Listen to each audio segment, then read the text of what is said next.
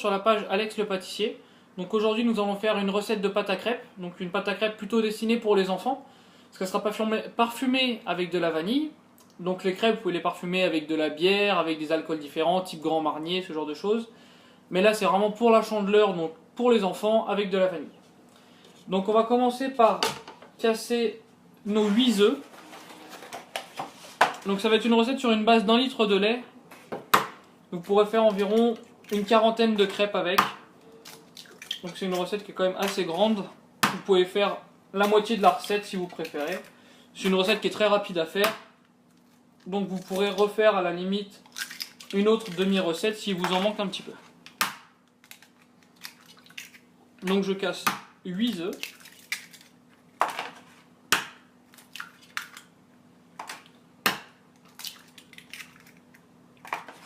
Je vais les fouetter légèrement.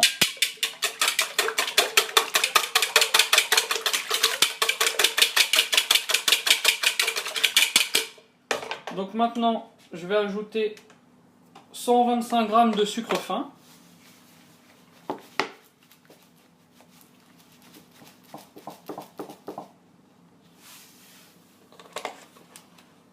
Avec 125 g d'huile de tournesol.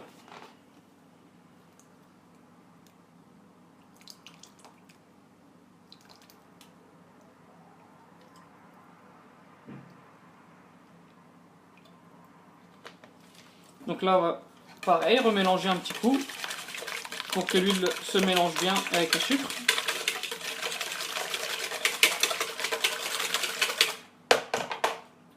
Ensuite, je vais ajouter ma farine, donc 400 g de farine, de la farine blanche classique.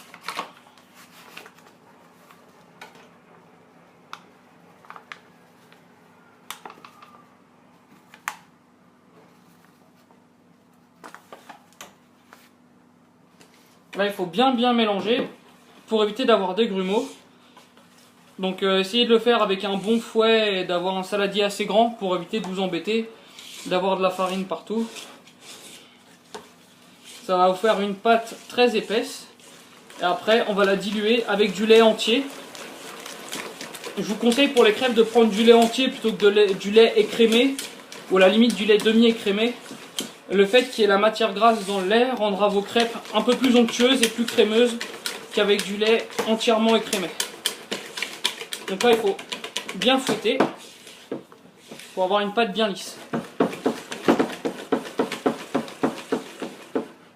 Donc voilà, ma pâte est bien lisse, il n'y a pas de grumeaux. Je vais rajouter donc mon litre de lait.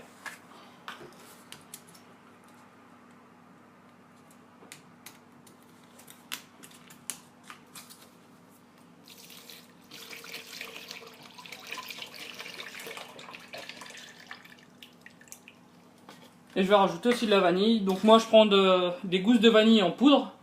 Vous pouvez utiliser aussi de la vanille liquide. C'est comme vous voulez. Et il faut être assez généreux. La vanille c'est bon. Et on va bien mélanger pour que ça soit bien homogène.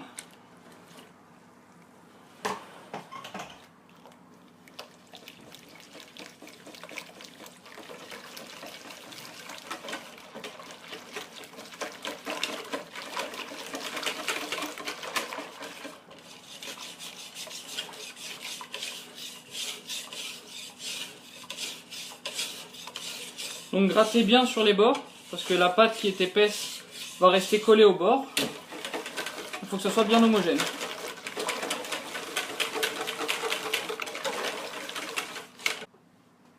Donc ma pâte à crêpes est maintenant terminée.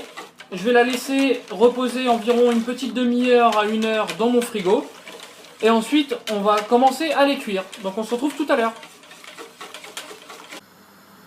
Donc après avoir laissé reposer notre pâte à crêpes environ 1 heure, on la remélange un petit peu en sortant du frigo, pour être sûr qu'elle soit bien homogène, et on va les cuire. Donc moi j'utilise une poêle avec un revêtement en pierre, donc c'est une poêle qui a l'avantage de ne pas coller, donc pas besoin de rajouter la matière grasse.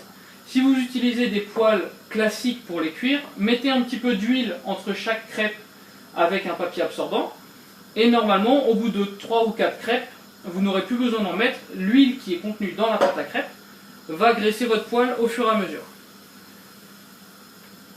Donc on va faire la première crêpe. Donc l'avantage de cette recette, c'est qu'elle est déjà très parfumée entre la vanille et le sucre de la recette.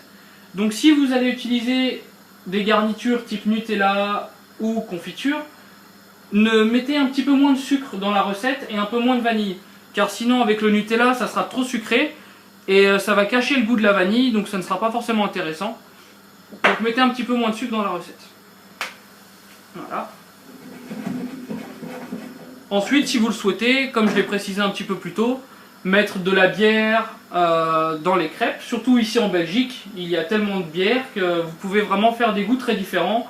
Que ce soit de la bière à la cerise ou à d'autres parfums de fruits, vous avez vraiment le choix. Donc voilà, ma première crêpe est bien cuite. Et on va continuer, on va en faire une deuxième. Donc utilisez surtout une poêle bien chaude, c'est important, j'ai oublié de le préciser, pour la première crêpe, pour qu'elle soit vraiment très saisie, qu'elle cuise très vite, sinon elle risque de se coller, de se déchirer, et ça ne sera pas pratique.